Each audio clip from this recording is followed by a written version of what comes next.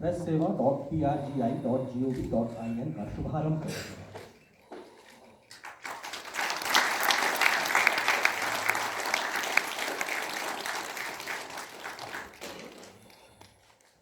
सूचना एवं प्रसारण मंत्री जी से पुनः अनुरोध है कि वो रिमोट का बटन दबाकर केंद्रीय संचार ब्यूरो के नए transparent empanelment media planning and E billing system के पोर्टल का शुभारंभ करें।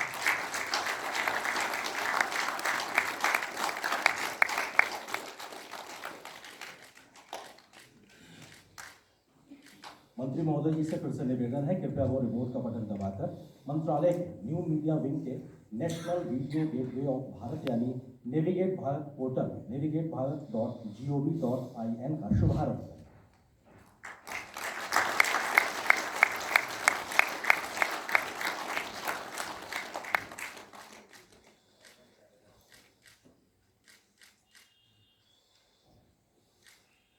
सूचना एवं प्रसारण मंत्री जी से निवेदन है, कृपया वो रिमोट का बटन दबाकर मंत्रालय के portal national register of local cable operators यानी NRLCO का शुभारंभ करें।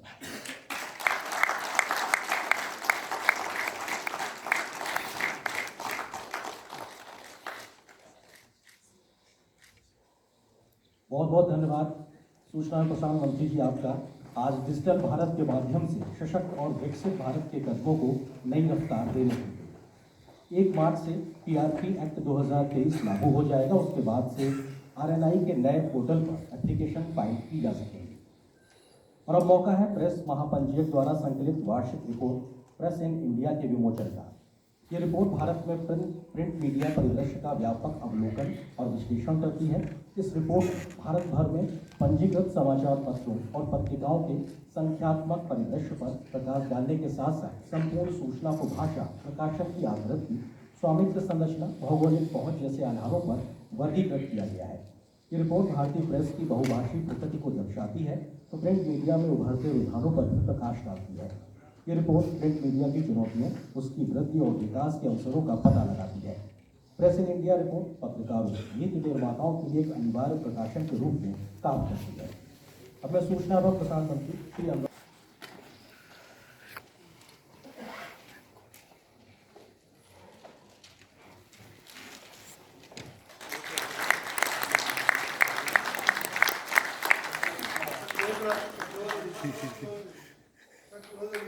आप सभी का इस पुस्तक के विमोचन में। और अब मैं बहुत ही विनम्रता और आदर के साथ सूचना एवं प्रसारण मंत्री श्री अनुराग सिंह ठाकुर जी से निवेदन करता हूं कि कृपया आज के इस मौके पर हम सभी को संबोधित करें। माननीय सूचना एवं प्रसारण मंत्री।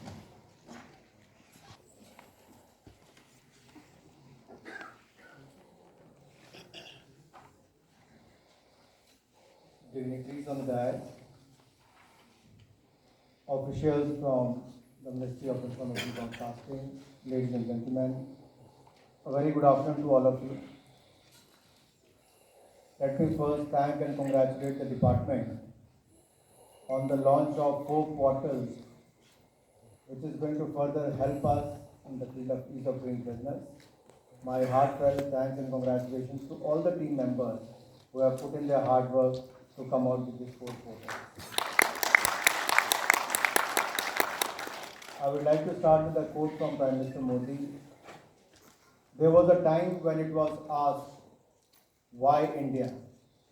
Now, after looking at the impact of the reforms that have taken place in the country, it is being asked, why not India? Today, India is viewed as an attractive destination for an investment, with global companies eager to establish their businesses here. Prime Minister Narendra Modi's emphasis on transformative governance and economic reforms have greatly improved the ease of doing business in India. This has led to increased investment for both existing businesses and new enterprises. The startup ecosystem in particular has flourished with a significant increase in the number of startups and unicorns. Today, India stands at the 3rd largest startup ecosystem in the world, and we also have 107 unicorns in the country. Our startup policy has worked and the youth of India has delivered. the government has implemented various measures to simplify processes and reduce the compliance burden, such as lowering corporate taxes, introducing the national single window system. Additionally, the repeal of the archaic laws and emphasis on transparency have fostered trust between the government and the citizens, resulting in higher tax compliance and collections. India's efforts to improve the ease of doing business have been recognized globally, as evidenced by its improved ranking in the international indices like the World Bank's Ease of Doing Business Index and the Logistic Performance Index. Initiatives like PM Gati Shakti, National Logistics Policy further demonstrate the government's commitment to enhancing logistics infrastructure. The success of platforms like the Government e-Marketplace reflects the government's effort to create a level playing field for the MSMEs and small businesses. Prime Minister Modi's leadership has not only focused on economic reforms, but also on fostering mindset in transformation, recognizing entrepreneurs as partners in national development. This approach has led to increased wealth creation, job opportunities, higher incomes, benefiting the country's overall welfare and development. And let me share with you a glimpse of the results of Prime Minister Modi's effort. In 2014, we stood at 142nd rank in ease of doing business. In 2019, our rank is 63rd. We have 1.67 lakh new companies registered. It is the highest ever in a single financial year.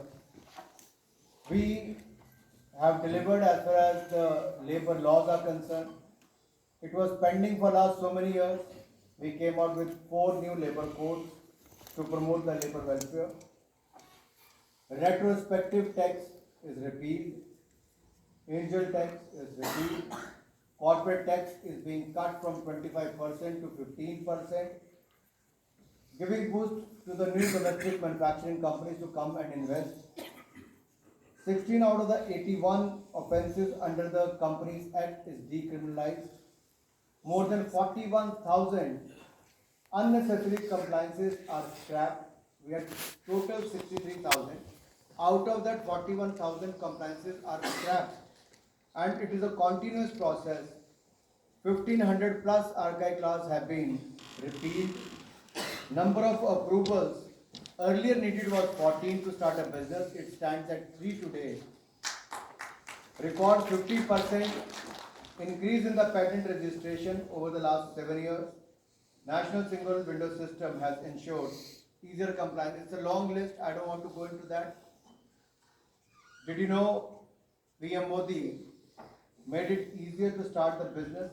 As I mentioned, अब 14 नहीं, केवल 3 आपको steps लेने हैं. 2014 में जो हमारे 2014 से लेके अब तक 1500 पुराने कानून खत्म कर दिए गए, कंप्लायंस बर्डन को कम किया गया. इस सबसे नए और पुराने दोनों उद्योग करने वालों को ज़्यादा आसानी मिली. ये सारा उल्लेख मैंने आप सबके सामने इसलिए किया, ये जो हमने भी आज कदम उठाए उस दिशा में ही. और प्रधानमंत्री नरेंद्र मोदी की बात हो और भगवान राम की बात ना हो, ऐसा हो ही नहीं सकता. कहा जाता है कि जब लंका विजय करने के लिए नल नील समुद्र पर सेतु बनाने में लगे थे भगवान राम, तब कई भालू वानर सबने अपना अपना योगदान देने का काम किया. तो एक गिलहरी कोने में बैठी देख रही थी, वो राम जी के पास गई और कहा कि क्या मैं भी अपना योगदान दे सकती हूँ? उन्होंने कहा क्यों नहीं, अवश्य. वो समुद्र में डुबकी लगा के रेत अपने शरीर पे लगाकर जाती थी और राम सेतु जहाँ बन रहा था वहां जाकर उस रेत को छिड़कती. तो कहीं ना कहीं राम जी की कृपा से उनकी अनुमति लेके जो थोड़ा सा योगदान भी गिलहरी ने किया, तो आज भी हजारों वर्षों के बाद गिलहरी के योगदान को याद किया जाता है. और विकसित भारत बनाने के संकल्प में जो टेक्नोलॉजी का उपयोग करने की शुरुआत मोदी जी ने की है, उसमें इंफॉर्मेशन ब्रॉडकास्टिंग मंत्रालय का योगदान भी गिलहरी की मात्र ही होगा, लेकिन आने वाले वर्षों तक इसको याद रखा जाएगा. आज जो 4 पोर्टल हमने आज लॉन्च किए हैं, जहां एक और सीबीसी का पोर्टल और वेबसाइट को लॉन्च किया है, वही प्रेस सेवा पोर्टल है, नेविगेट हमारा जो न्यू मीडिया विंग का पोर्टल है, इसके साथ साथ national register for local cable operator, ये भी ब्रॉडकास्ट केबल पोर्टल पर इसको लॉन्च किया गया है। इन सब से क्या होने वाला है? अब मुझे जो चित्र यहाँ पर ये फोटो दी गई है, इसके एक तरफ फोटो लगी है 1867 के अंग्रेजों के जमाने के कानून, वो था press and registration of books. अब है press and registration of periodicals.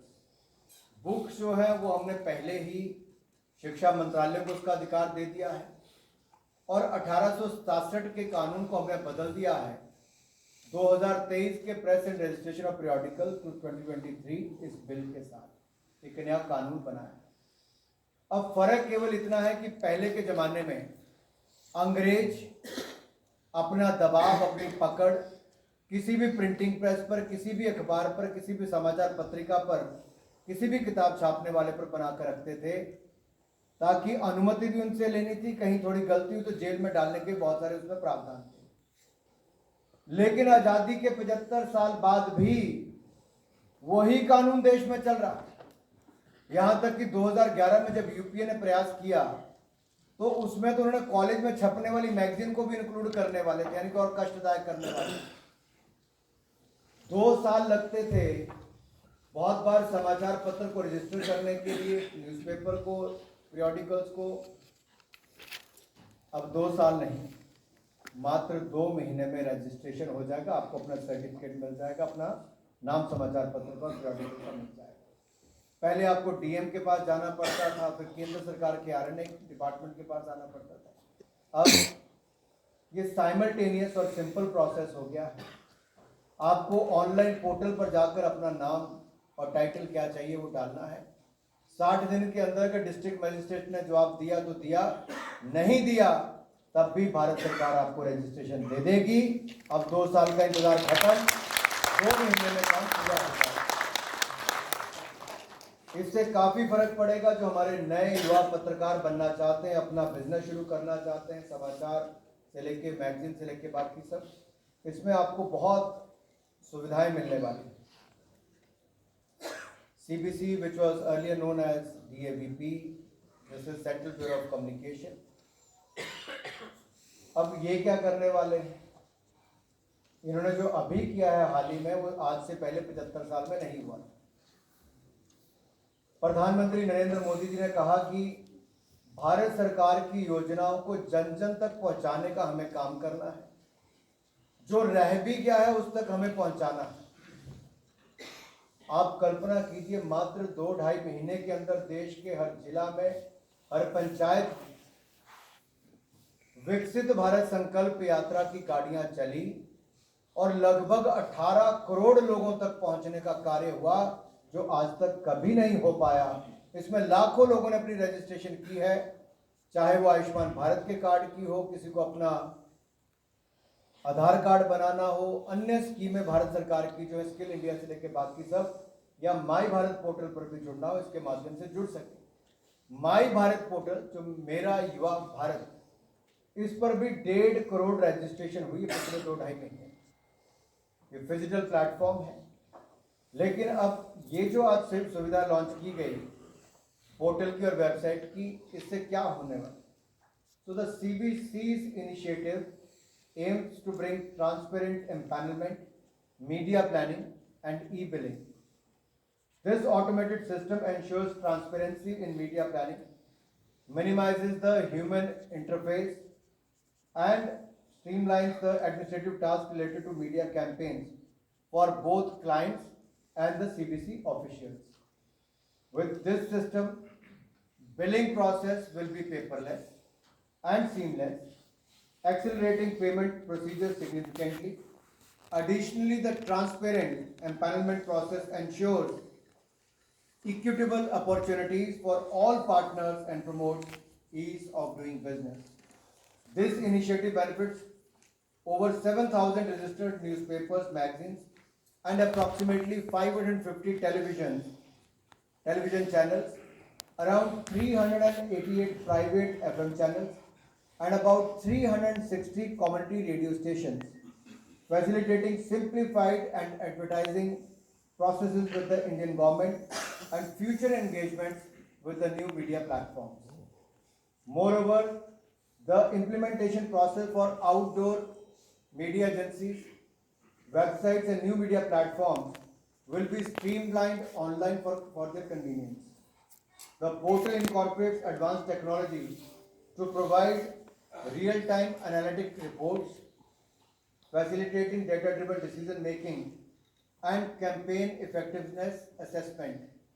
To ensure effective, prompt and organized monitoring, CPC has also developed a mobile app with geotagging features, and a dedicated helpline number will be established for resolving client and partner issues promptly. Now the third one is the local cable operators. आपके यहाँ अगर आपको याद होगा 1927 में radio की शुरुआत भारत में हुई और जगह जगह इसके नेटवर्क को खड़ा करने की शुरुआत हुई। 1959 में भारत में टीवी आया और 1990 में सैटेलाइट टीवी की शुरुआत हुई। अब उसके बाद इंटरनेट का ज़माना है, तो आप इंटरनेट के माध्यम से भी अपने टेलीविज़न को देखते हैं, OTT प्लेटफॉर्म्स भी आ गए। टेक्नोलॉजिकल इंटरवेंशन के कारण बहुत कुछ बदल रहा है और हम भी टेक्नोलॉजी का उपयोग करके ईज ऑफ डूइंग बिजनेस की और इसको बढ़ा रहे हैं। लेकिन कहीं ना कहीं देश के जो लोकल केबल ऑपरेटर LCO जिसको हम कहते हैं, इनका एक तरह से कोई एड्रेस है, इनको ये नहीं पता कहाँ जाना है। ये ज़्यादातर जाकर पोस्टल डिपार्टमेंट में अपना रजिस्ट्रेशन करवाते हैं। MCOs के नीचे, MSO के नीचे LCOs होते हैं, लोकल केबल ऑपरेटर। अब ये देश भर में हजारों हैं। हमने इनके लिए भी जो पोर्टल लॉन्च किया, अब 31 मार्च से पहले इनको अपना रजिस्ट्रेशन करना अनिवार्य होगा। इनको अपनी जानकारी इस पोर्टल पर जाकर ऑनलाइन करनी है। अगर इनको अपनी सेवाएं जारी रखनी है 1 अप्रैल से, तो 31 मार्च से पहले इनको ये सब करना होगा। इनको रजिस्टर्ड नंबर दिया जाएगा। रजिस्ट्रेशन इनकी हुई है वहाँ पे डाकखाने में, लेकिन वो अलग अलग डाकखानों में हुई तो उसका भी कोई आसान इनको नहीं होता, जगह जगह जाना पड़ता है। अब इनको भी ऑनलाइन पोर्टल पर वो सारी सुविधा मिल जाएगी, कहीं जाना नहीं पड़ेगा। जैसे आपको आधार कार्ड मिला है, वैसे ही इनको भी एक रजिस्टर्ड नंबर मिल जाएगा, एक ID इनको यहाँ से मिल जाएगी। और ये भी अपने एक क्लिक से ही सब कुछ देख सकते हैं। ये इससे फायदा दोनों को ही होगा, मंत्रालय को भी और लोकल केबल ऑपरेटर्स को भी। प्रेस सेवा पोर्टल, नेविगेट ऐप हो, इन सब से आपको बहुत कुछ फायदा ही फायदा मिल रहा है। संजय जी तो पहले टेक्नोलॉजी के ज़माने से आते हैं, तो हमने आपको साथ ही साथ कुछ काम हमने पिछले कुछ समय में किया, जिससे आपको देखने को मिला कि कैसे विभाग में भी हम और लोगों को अकाउंटेबल बनाएं और अपने सिस्टम को ट्रांसपेरेंट बनाएं। ह्यूमन इंटरफेस को हम कम करें या ख़त्म करें, उस दिशा में हमने कदम उठाए हैं और मुझे पूर्ण विश्वास है इन चारों पोर्टल का आपको बहुत लाभ मिलेगा। अब मुझे कल कोई बाद में पूछ रहा था कि आप मीडिया की बात तो करते हो, लेकिन मीडिया का कुछ लोगों को उठाकर ले गए पश्चिम बंगाल में। पुलिस वालों ने उनके ऊपर बिल्कुल अपना डंडा चलाने का काम किया, पता नहीं चल रहा कहाँ पर। लेकिन दोनों चीज़ें बिल्कुल अलग हैं। हम ईज ऑफ डूइंग बिजनेस के लिए ये सारी टेक्नोलॉजी को लेकर आ रहे हैं। ये पोर्टल्स और वेबसाइट को लॉन्च इसलिए किया गया कि आपको सूचना प्रसारण मंत्रालय के दफ्तर के चक्कर ना काटने पड़े, आपको तेल ना खर्च करना पड़े, अपना समय ना खर्च करना पड़े, किसी के पास जाके कोई हाथ ना जोड़ने पड़े। आपको केवल एक माउस पर जाके बटन दबाना है और आपका काम हो जाएगा। इसकी गारंटी मोदी की गारंटी है, ये हमने आपको दे दी है। आप इसका पूरा फायदा उठाइए और ऐसे हम आगे वाले कदम भी उठाने वाले। लेकिन अगर किसी राज्य में किसी पत्रकार के साथ अत्याचार हुआ, और वहां पर पहले भी कई बार ऐसे उदाहरण देखने को मिले पश्चिम बंगाल में, तो दुर्भाग्यपूर्ण है। मैं इतना ही कहूँगा, ऐसे घटनाएं नहीं होनी चाहिए। ममता दीदी से मेरा अनुरोध इतना ही रहेगा कि कृपया करके ये संदेश ना जाए कि पुलिस वाले जाति कर रहे हैं मीडिया वालों पर और उनको अपनी ईमानदारी से रिपोर्टिंग नहीं करने दे रहे। ऐसा ना लगे कि कानून व्यवस्था वहां पर पूरी तरह चरमरा गई, जो टीवी पर रोज देखने को मिल रहा है, और पुलिस के ऊपर किसी की चले ही ना, ऐसी स्थिति किसी राज्य में नजर आ जाए। या तो उनको आशीर्वाद पूरा है या किसी की चल नहीं रही, दोनों में से कोई एक बात हो सकती है। लेकिन मेरा सूचना प्रसारण मंत्री के नाते आज मीडिया के माध्यम से पश्चिम बंगाल के मुख्यमंत्री को इतना ही अनुरोध है, फ्रीडम ऑफ प्रेस ये मीडिया बंधुओं का अधिकार है, इसको कुचलने का प्रयास ना किया जाए। इस तरह की घटनाएं भारत की रैंकिंग को और खराब करती हैं। कानून व्यवस्था राज्य का विषय है, वो आपको बनाए रखना है। हम तो एक तरह से मदद कर रहे हैं मीडिया कर्मियों की कि आप और ज़्यादा न्यूज़पेपर, चैनल और ज़्यादा ऐसी सुविधाएं अपने पोर्टल्स भी लॉन्च करें। अगर दूसरी और राज्य में उनको संरक्षण नहीं मिलेगा तो हमें इस ईज ऑफ डूइंग बिजनेस का कोई फायदा नहीं, अगर पत्रकारों के ऊपर अत्याचार होता है। तो मेरा इतना ही अनुरोध है कि आइए सब मिलकर एक ऐसा वातावरण देश में बनाएं जहां भारत का मीडिया स्वतंत्र तो है ही और सशक्त भी हो। ये आत्मनिर्भर भारत में भारत का मीडिया विकसित भारत भी बनाने का जो हमने संकल्प लिया है, मैं इसलिए बात कर रहा हूं, हमें केवल देश की सीमाओं के अंदर ही नहीं, अब तो टेक्नोलॉजी के ज़माने में दुनिया में भी भारत के मीडिया की तूती बोले, एक पहचान हो, उस दिशा में हमें काम करना चाहिए। और सूचना प्रसारण मंत्रालय सदैव आपके साथ खड़ा है, आपका सहयोग करने के लिए, आपके ईज ऑफ डूइंग बिजनेस में, और आपको संरक्षण देने के लिए, ताकि आप स्वतंत्रता के साथ अपनी पत्रकारिता को निर्भीक होकर आप कर सकें, कोई भी आपके ऊपर अंकुश ना लगे। हमने तो विपक्ष में रहकर भी आपकी आवाज़ उठाई थी, सत्ता पक्ष में रहकर सुनिश्चित करेंगे कि फ्रीडम ऑफ प्रेस बना रहे। और हम आगे भी चाहते हैं, जैसे PLI के माध्यम से मोबाइल मैन्युफैक्चरिंग में भारत सेकंड लार्जेस्ट इंपोर्टर से सेकंड लार्जेस्ट मैन्युफैक्चरर बन गया। इंपोर्टर ऑफ टॉयज का, खिलौने के इंपोर्ट करना 90% होता था, आज हमारा एक्सपोर्ट 3 गुना ज़्यादा बढ़ गया है। ये अपने आप दिखाते हैं कि एक एक निर्णय मोदी सरकार में हर क्षेत्र में एक बड़ा बदलाव लेके आया है।